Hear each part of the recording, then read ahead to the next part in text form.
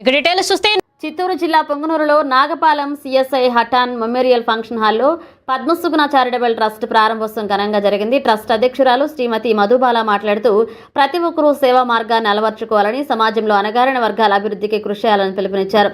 BJP minority Morcha నాయకుడు ఆయుబ్ ఖాన్ మాట్లాడుతూ సేవాగుణం ప్రతి ఒక్కరికి అవసరమని, మధుబాల చేస్తున్న సేవలు అభినందనీయమన్నారు.